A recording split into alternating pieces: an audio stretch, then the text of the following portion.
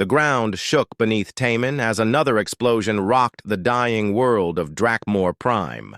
Red cracks spread across the purple sky, while massive chunks of the planet's core shot into space like burning meteors. The young dragon pressed his scaled body against the cold metal wall of the evacuation tunnel and tried to make himself smaller. Around him, his clan members rushed past in panic.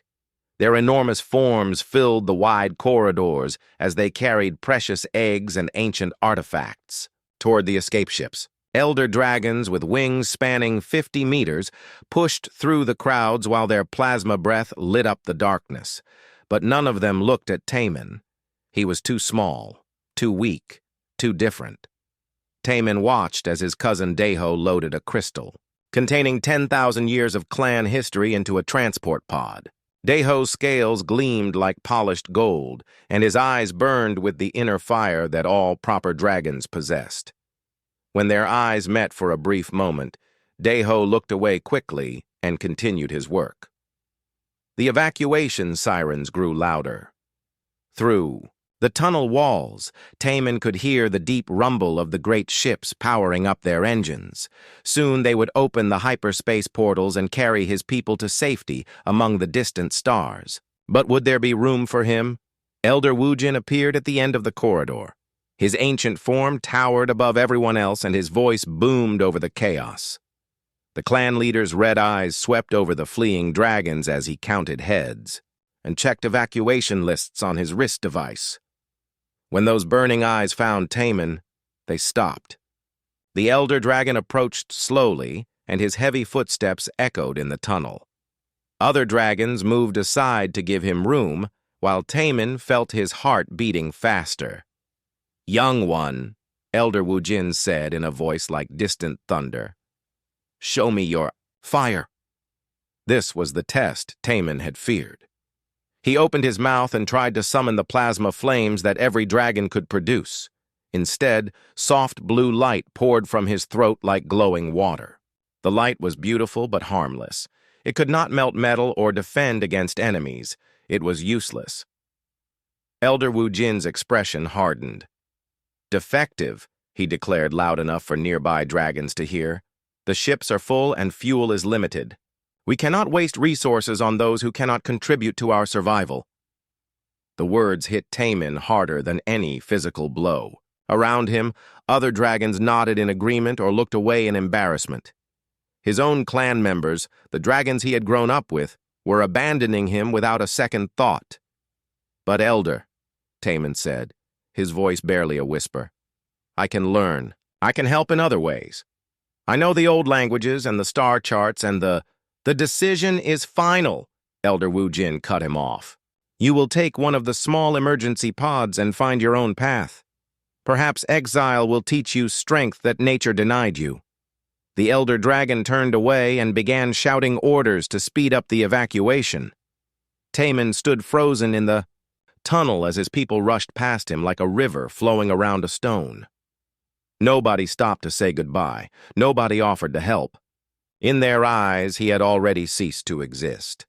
The emergency pod bay was located in the lowest level of the evacuation complex. Taman made his way down empty corridors while the building shook around him. Emergency lights flickered and cast strange shadows on the walls. Behind him, he could hear the sounds of the last transport ships launching into space. The pod was smaller than he had expected.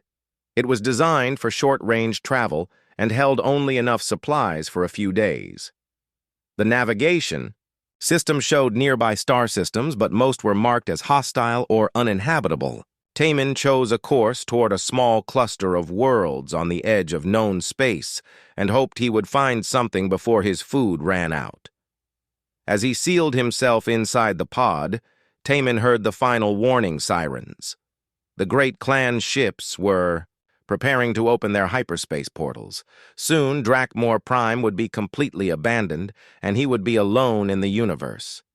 The pod launched with a violent jerk that pressed Taman against his seat. Through the small window, he watched his homeworld fall away below him. The beautiful cities where he had spent his youth were now burning ruins. The crystal forests that had sung in the wind were shattered and silent. Everything he had ever known was dying. Above him, the massive clan ships hung in space like metal mountains. Their hulls gleamed with protective energy shields, and their engines glowed with barely contained power. As Taman watched, reality began to tear open around them. The hyperspace portals appeared as cracks in space itself, showing glimpses of the strange colors that existed between dimensions. One by one, the great ships disappeared through the portals. They carried his people, his culture, and his history to safety among the stars. But they left him behind without regret or sorrow. To them, he was already dead. The last portal closed with a flash of impossible light, and Taman found himself alone in the void. His small pod drifted through the darkness, while Drakmor Prime continued to break apart behind him. Chunks of his homeworld flew past the window like a meteor shower made of memories. He set course for the distant star cluster and tried not to think about what would happen when his supplies ran out. Maybe he would find an uninhabited world where he could survive on his own. Maybe he would discover other outcasts who would accept him despite his differences. Or maybe he would simply drift through space until his pod ran out of power and he joined his homeworld in death. But as the small emergency craft carried him toward an uncertain future, something unexpected happened. His defective blue energy began to pulse gently through his body in response to his emotions. For the first time, Taman noticed that the energy felt different from normal dragon fire. It was cooler, but also deeper, like it connected to something beyond the physical world.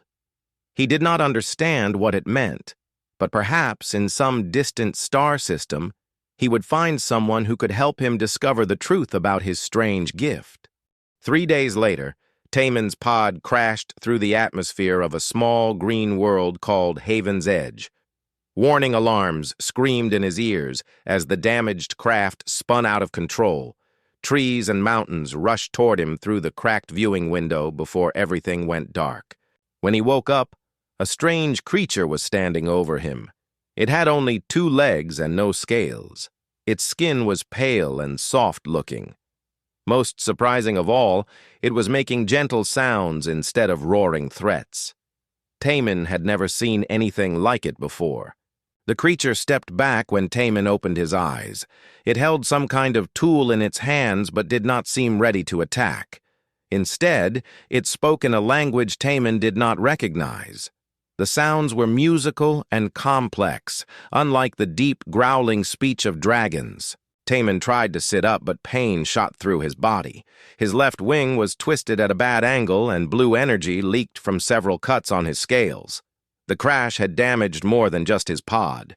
He needed medical help soon, or he would die on this alien world. The creature seemed to understand his condition. It made more of those gentle sounds and pointed toward a group of buildings in the distance. Then it did something that shocked Taman completely. It offered to help him stand up. No dragon would have helped an injured stranger without expecting payment. But this small, weak-looking being was risking its own safety to aid someone it had never met before. Taman stared at the offered hand for a long moment before carefully accepting the help. The creature was stronger than it looked. Together they managed to get Taman to his feet and began the slow journey toward the buildings. Along the way, Taman noticed many strange things about this world. Plants grew in organized rows instead of wild forests. Metal structures carried flowing water to different areas. Everything showed signs of intelligent planning and care. The buildings were unlike anything in dragon architecture. They were small and practical instead of grand and impressive, but they looked comfortable and well-maintained. Other creatures like the first one came out to stare as Taman limped past. Some of them held smaller versions of themselves in their arms. Younglings, Taman realized. This was a family community. One of the buildings had symbols on it that suggested medical care. The helpful creature led Taman inside, where another being was waiting. This one had longer hair and gentler features. When it saw Taman's injuries, it immediately began gathering supplies and tools. The first creature activated a device on the wall that projected images and sounds. After several minutes of adjustment, it managed to display simple pictures that Taman could understand. A pointing hand, then an image of Taman himself, then a question mark. It wanted to know his name. Taman touched his chest and said, "Taman," slowly. The creature repeated the sound several times before getting it right. Then it pointed to itself and said, "Jinwoo." The other creature said, "Minji." They were sharing their names just like dragons did when meeting for the first time. Over the next few hours, Taman learned that these beings called themselves humans. Jinwoo was some kind of builder and repair specialist. Minji studied living creatures and how they worked. They had come to Haven's Edge to make it suitable for more humans to live on. As Minji treated his wounds, Taman tried to explain where he had come from. Using the image projector and simple drawings, he showed them pictures of dragons and spaceships. He tried to explain about Drakmor Prime and the evacuation, but the concepts were too complex for their basic communication. Then something unexpected happened. Minji was examining the blue energy that leaked from his cuts when her scanner device started making excited beeping sounds. She showed the readings to Jinwoo, and they had a rapid conversation in their musical language. Both of them looked amazed and confused at the same time. Jinwoo activated another device and showed Taman images of the night sky.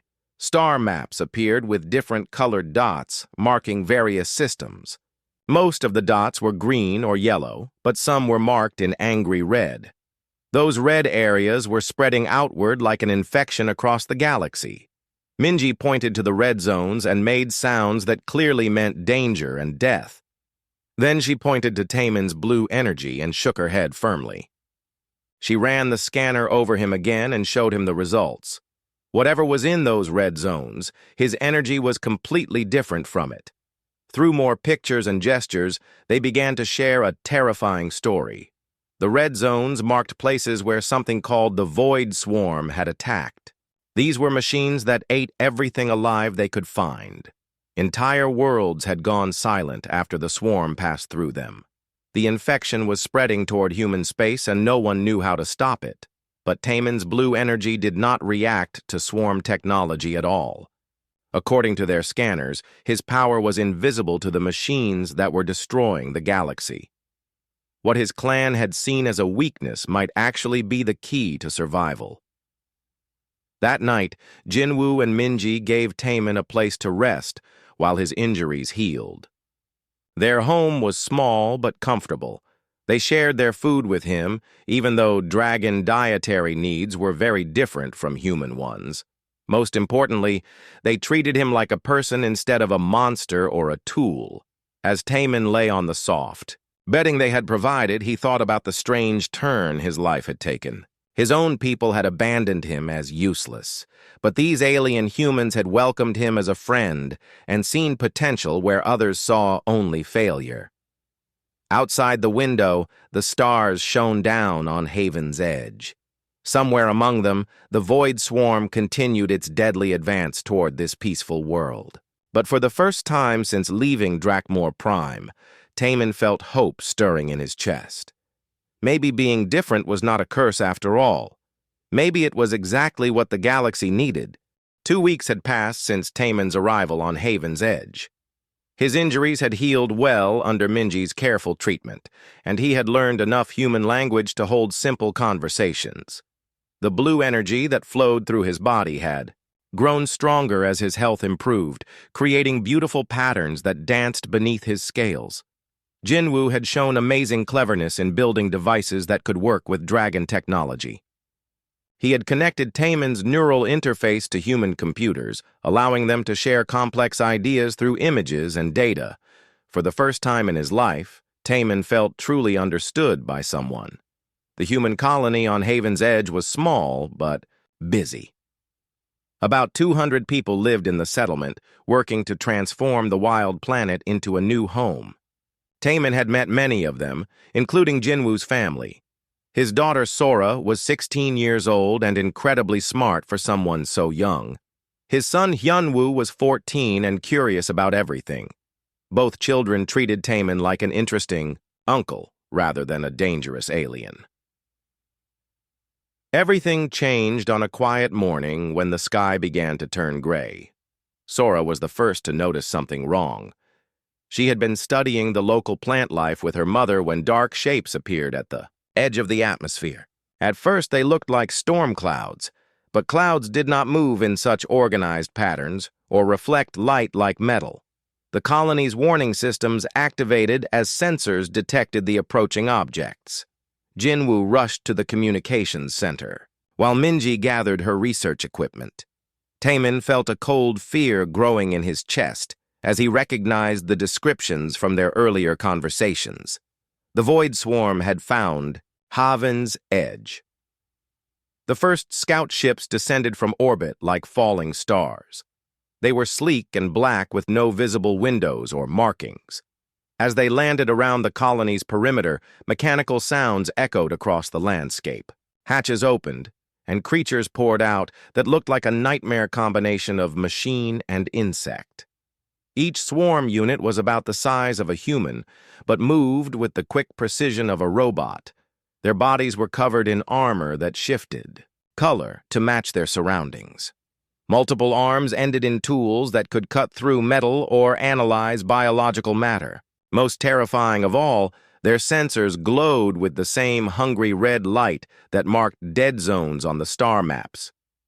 The colonists tried to defend their home with the weapons they had brought for protection against wild animals.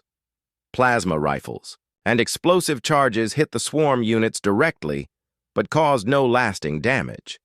The machines simply absorbed the energy and used it to repair themselves while continuing their advance. Taemin watched in horror as the mechanical invaders began their deadly work.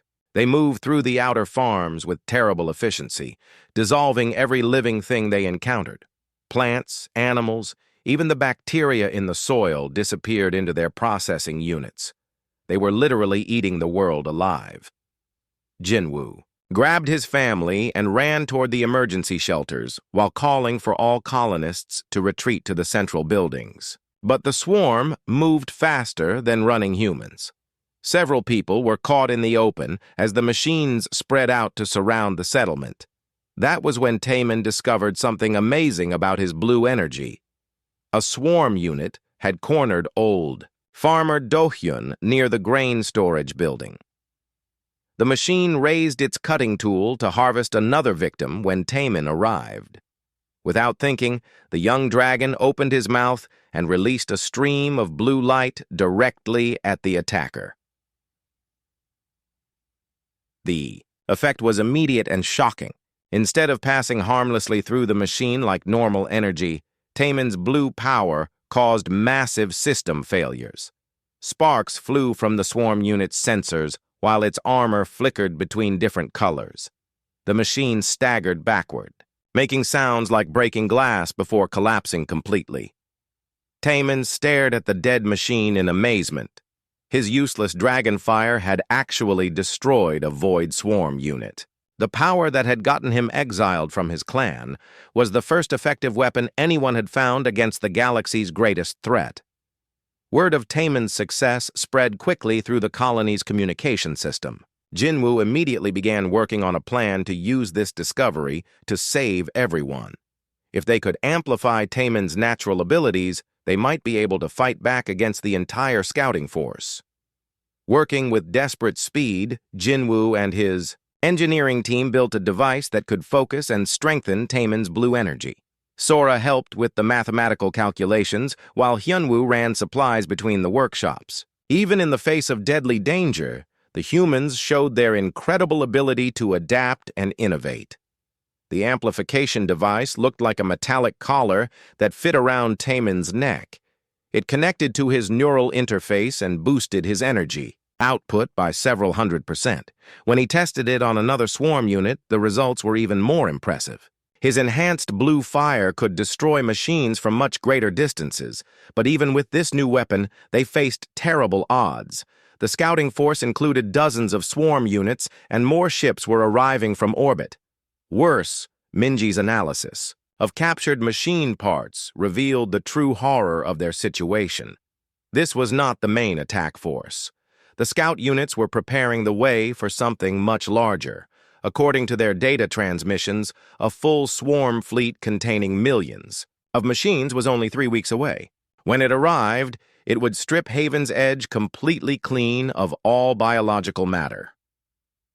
That night, as the colonists prepared for another day of fighting, Taman made a difficult decision. He activated his pod's long-range communication system and began broadcasting a message on Dragon emergency frequencies. If any other exiles like himself were listening, they needed to know what he had discovered. His blue energy was not a birth defect or a sign of weakness. It was an evolutionary adaptation that made him immune to swarm detection and capable of destroying their machines. Every dragon that had been cast out for being different might actually be the key to saving the galaxy. As his message traveled through space toward distant star systems, Taman looked out at the burning landscape around Haven's Edge. The humans had welcomed him when his own people rejected him. Now he would do everything in his power to protect them from the mechanical plague that threatened all life. The real battle was about to begin. The first response to Taman's emergency broadcast came from a dragon named Soyon. She had been hiding on an asteroid mining station for 2 years after her clan abandoned her for producing silver energy instead of proper dragon fire. Like Taman, she had been labeled defective and cast out to die alone. More dragons answered the call over the following days. Dongyuk arrived from a trading post where he had been working as a translator. His energy was pale green and made plants grow faster, instead of burning them. Yujin came from a research station where scientists had been studying her ability to produce energy that could pass through solid matter without causing damage. Each exile brought the same story. They had been rejected by their clans for being different. Their energy colors and properties varied, but they all shared one crucial trait. The void swarm scanners could not detect them. What their people had seen as flaws were actually evolutionary advances that made them invisible to the mechanical plague. Jinwu was fascinated by the variety of abilities the exile dragons possessed. His engineer mind immediately began working on ways to combine their different energy types into more powerful weapons. But first, he had to solve a complex technical problem: how to coordinate attacks between dragons who were scattered across different planets. The solution came from an unexpected source. Sora had been studying quantum physics in her spare time, and she proposed using entangled particle communications to link the dragons in real time. It was an advanced concept that even experienced scientists found difficult, but the teenager explained it in simple terms that everyone could understand. By creating quantum relays powered by dragon energy, they could build a network that would allow instant communication across any distance. More importantly, the dragons could share their power through the network, combining their abilities into attacks far stronger than any individual could produce. Building the quantum relays required technology that the small human colony did not have. But Jinwu proved once again why humans were such effective problem solvers. Instead of trying to build everything from scratch, he began salvaging parts from destroyed swarm units and crashed dragon escape pods. Minji made another important discovery during this time. While studying tissue samples from the exile dragons, she found that their unusual energy types were caused by genetic mutations that occurred in response to void swarm influence. Dragons who lived near swarm attack zones had developed these new abilities as a natural defense mechanism. This meant that exile dragons were not defective at all. They were the next step in dragon evolution, adapted specifically to fight the greatest threat their species had ever faced. The traditional dragon clans had been throwing away their own salvation because they valued old ways more than survival. As word of the developing alliance spread, an unexpected visitor arrived at Haven's Edge. Elder Wu Jin himself appeared in a massive clan warship, demanding that Taemin return to his people immediately. The old dragon was furious that exiles were working with alien humans instead of serving their proper clans. The confrontation between Wu Jin and Taemin took place in the colony's main square, with hundreds of humans and dragons watching. The Elders. Traditional red scales gleamed with power while his ancient eyes burned with disapproval. He represented everything about the old ways that had rejected and abandoned the exiles. "You bring shame to our people by serving these inferior creatures," Wu Jin declared in the deep voice that had commanded respect for centuries. "Return with me now, and perhaps your clan will find a minor role for you in our fleet." Taemin felt the familiar fear that Elder Wu Jin had always inspired in him. But as he looked around at the humans who had become his friends and the fellow exiles who had answered his call, he found strength he never knew he possessed. "These humans welcomed me when you cast me out to die," Taemin replied, his own voice growing stronger with each word. "They saw value where you saw only failure. They built weapons to enhance my abilities while you dismissed them as useless. If there is shame here, Elder, it belongs to those who abandoned their own people." Wu Jin's response was swift and violent. His plasma breath erupted toward Taemin in a killing blast that would have reduced any normal dragon to ash. But Taemin was ready. His blue energy met the Elder's fire in midair, and something incredible happened. Instead of being overwhelmed by the more powerful attack, Taemin's energy absorbed and redirected the plasma flames. The blue light grew brighter and more intense as it fed on the Elder's power. Within seconds, Wu Jin found himself staggering backward as his own attack was turned against him. The watching dragons stared in amazement. None of them had ever seen an exile defeat a clan elder in direct combat. But Taemin had done more than just win a fight. He had proven that the new ways were stronger than the old traditions. Wu Jin retreated to his ship in humiliation while other clan dragons began questioning everything they had been taught. Some of them approached the exiles privately, asking to learn more about these new abilities and the human alliance. Meanwhile, Sora's quantum relay network was nearing completion. The relays were small devices that could be carried by individual dragons or installed in fixed locations. When activated, they would create an invisible web connecting all the exile dragons across the galaxy. The first test of the system was both exciting and terrifying.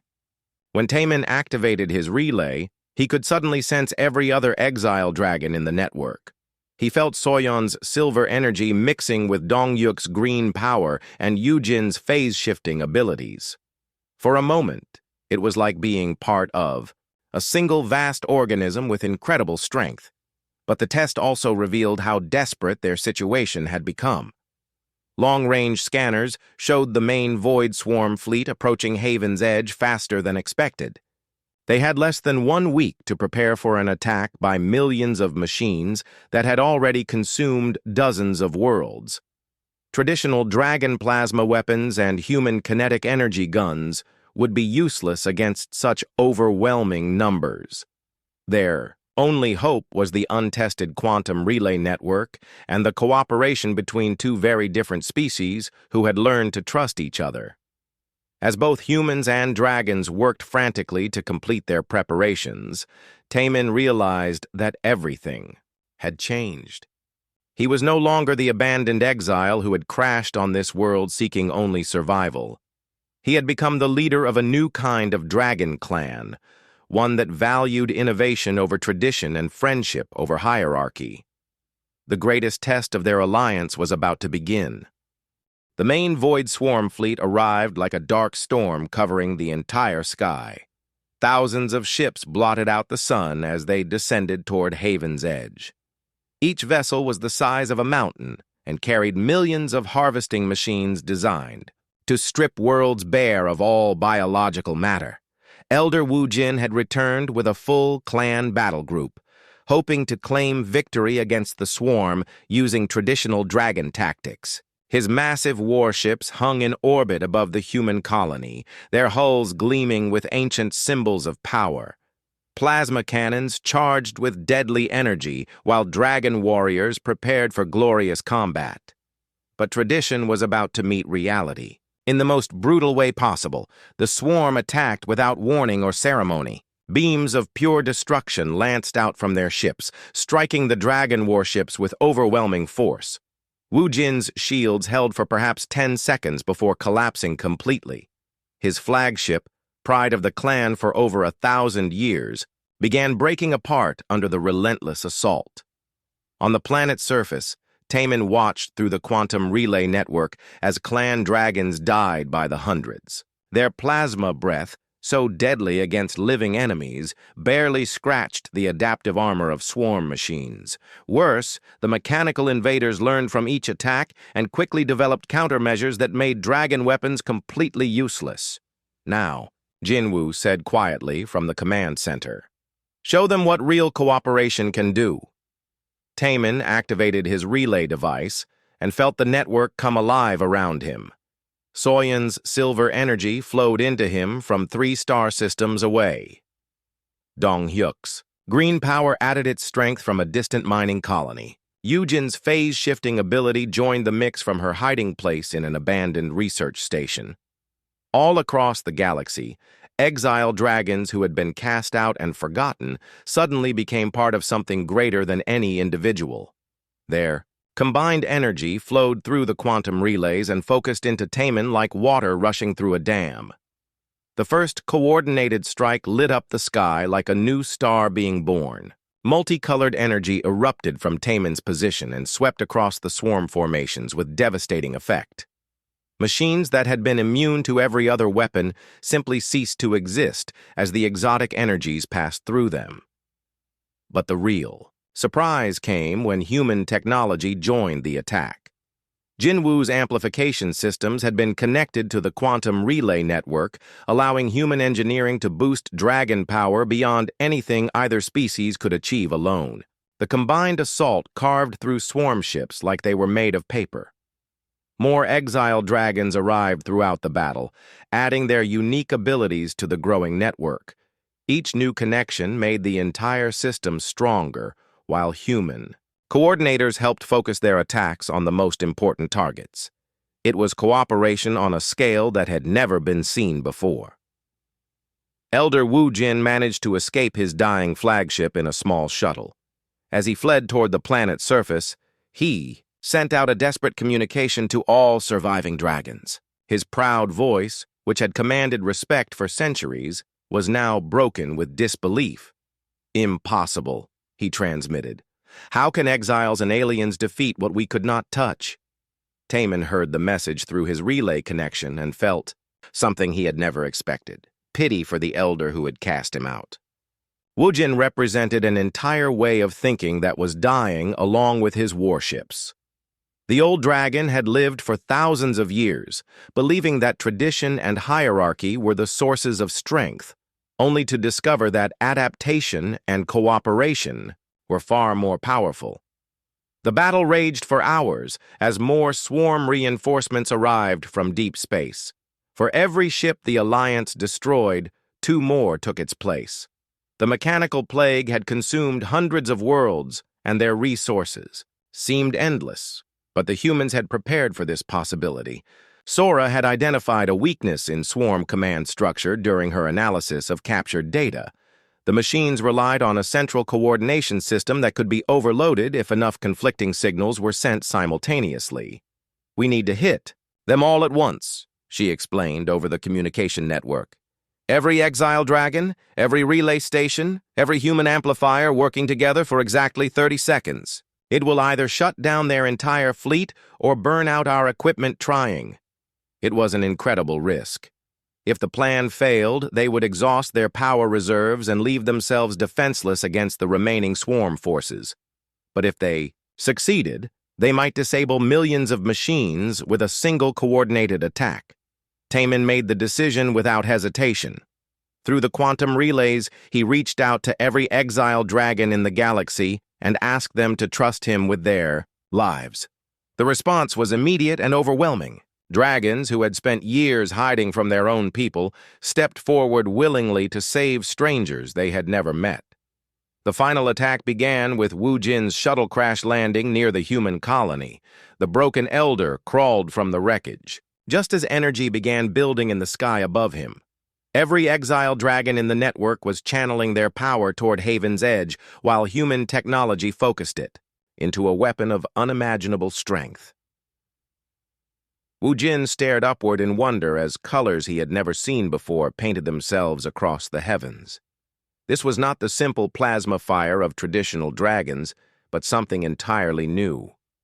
Evolution in action, adaptation triumphant, the future defeating the past. The energy release lasted exactly 30 seconds and reached every swarm ship simultaneously. Across the entire fleet, command systems overloaded and shut down as conflicting signals overwhelmed their processing capacity. Millions of machines froze in place while their ships began drifting helplessly through space.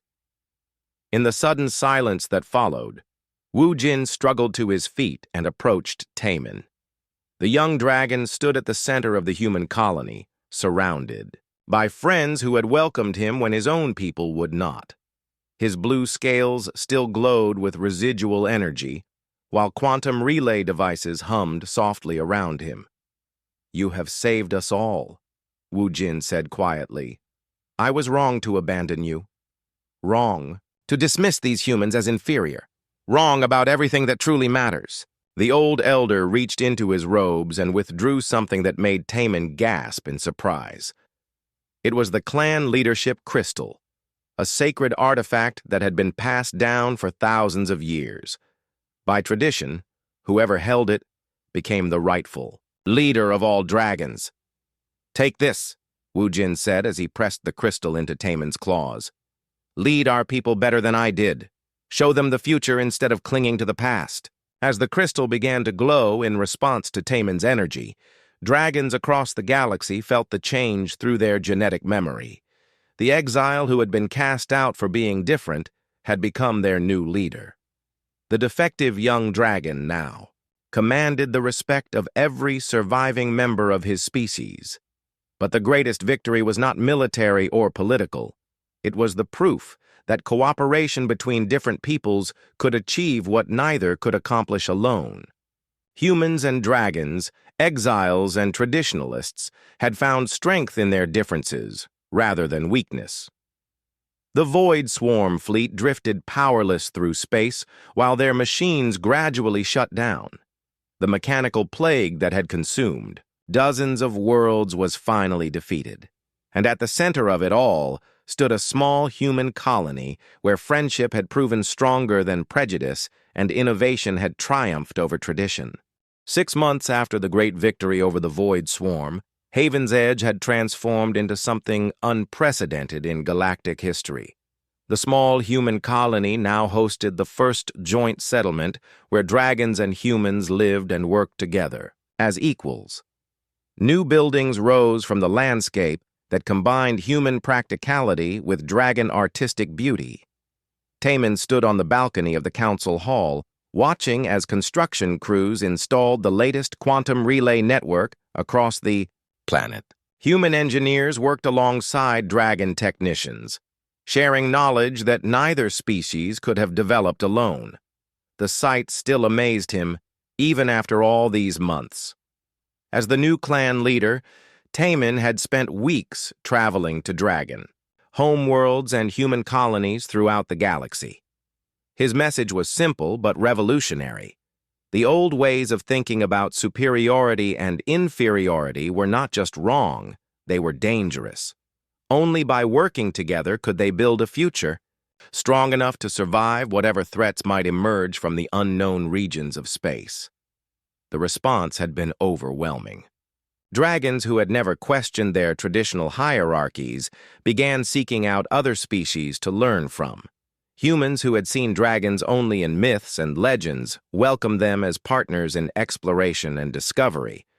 Even other alien races that had remained isolated for centuries started opening diplomatic communications. Sora had become the first human to receive formal training in dragon technology, while Hyunwoo was learning to pilot ships designed for beings 10 times his size. Both young humans adapted to the challenges with the same innovative spirit that had helped save Haven's Edge. Their parents watched with pride as their children became ambassadors to an entirely new age of cooperation. But perhaps the most important, changes were happening among the dragons themselves. Exile communities that had hidden for years in shame now stepped forward as heroes and leaders. Soyeon established the first mixed-species research station to study energy manipulation. Dongyuk created agricultural programs that could feed both humans and dragons from the same crops. Yujin began training other exiles to use their unique abilities for exploration and rescue missions. Elder Woojin had surprised everyone by requesting permission to stay on Haven's Edge permanently. The ancient dragon, who had once commanded respect through fear and tradition, now spent his days learning human languages and helping to document the historical changes taking place. His journals would become essential reading for future generations, trying to understand how two species had overcome centuries of separation. "The morning reports," clan leader Minji said as she joined Taemin on the balcony. She now served as the chief science advisor for the Joint Council, a position that required understanding both human innovation and dragon wisdom. Her work on biological compatibility had made it possible for the two species to share living spaces and food supplies safely. Taemin accepted the datapad and reviewed the latest developments across their growing alliance. 3 more dragon clans had formally joined the cooperative government. 2 human worlds had requested assistance in establishing their own dragon partnerships. Most encouraging of all, the long-range sensors showed no signs of new void swarm activity anywhere in the galaxy. The mechanical plague appeared to be truly defeated, its central command systems too damaged to rebuild. Captured swarm technology was being carefully studied by joint research teams who hoped to prevent anything similar from threatening the galaxy again. Already they had developed early warning networks that would detect any attempt by artificial intelligence to achieve such devastating coordination. "There is one matter that requires your personal attention," Minji continued. "A delegation from the Galactic Trade Federation has requested a formal meeting. They want to establish economic relationships with our alliance." This was the moment Taemin had been both hoping for and dreading. The Trade Federation represented dozens of species who had previously shown no interest in cooperation between dragons and humans. Their sudden attention could be a sign of genuine respect for what they had accomplished, or it might be an attempt to exploit their new technologies for profit. "Schedule the meeting for next week," Taemin decided. "But make sure Jinwoo and Sora are present. We will need human negotiating skills as much as dragon diplomacy." As Minji left to arrange the details, Taemin reflected on how much his life had changed since that terrible day when his escape pod crashed through Haven's Edge atmosphere. He had been a broken exile seeking only survival. Now, he was the leader of the most powerful alliance in galactic history, responsible for the future of countless beings across hundreds of worlds. The transformation had not been easy. Many traditional dragons still struggled to accept humans as equals, while some human colonies remained suspicious of dragon motives. There had been conflicts, misunderstandings, and moments when the entire alliance seemed ready to collapse under the weight of cultural differences. But each crisis had made them stronger. Each problem they solved together proved that cooperation was not just idealistic, but practical. Dragons provided the raw power and ancient wisdom, while humans contributed innovation and adaptability. Together, they achieved things that neither species could have imagined alone. The quantum relay network now connected over 200 worlds in an instantaneous communication system. Joint exploration missions had discovered 12 new habitable planets and established contact with 3 previously unknown alien civilizations. Most importantly, the exile dragons had proven that evolution and adaptation were more valuable than tradition and hierarchy. A soft chime announced an incoming priority transmission. Taemin activated the communication system and found himself looking at Donghyuk, who was calling from the new agricultural research station. "Clan leader," Donghyuk said excitedly, "we have made an incredible discovery. The genetic modifications that created our energy abilities can be safely transferred to normal dragons. We could give every member of our species the power to resist swarm technology or similar threats. It was news that would change everything once again. Dragons would no longer need to wait for random mutations to develop new abilities. They could actively evolve their species to meet whatever challenges the future might bring. And with human genetic science helping to guide the process, they could do it safely and efficiently. Prepare a full report for the council meeting tomorrow," Taemin replied. "This discovery will need careful consideration before we proceed." As the transmission ended, Taemin heard familiar footsteps approaching behind him. He turned to see Jinwoo walking onto the balcony with 2 cups of the herbal tea that had become popular among both species. "You look thoughtful," Jinwoo observed as he offered one of the cups. "Good news or troubling news?" "Both," Taemin replied, with a smile. The best kind of discovery for an alliance built on adaptation. They stood together in comfortable silence, watching the sun set over a world that had become the symbol of what cooperation could achieve. In the distance, human children played with young dragons in games that neither species had imagined just months before. It was a sight that filled Taemin with hope for a future where being different was not a source of shame, but a cause for celebration. The galaxy was vast and full of mysteries yet to be discovered. There would be new challenges, new threats, and new opportunities for both conflict and cooperation.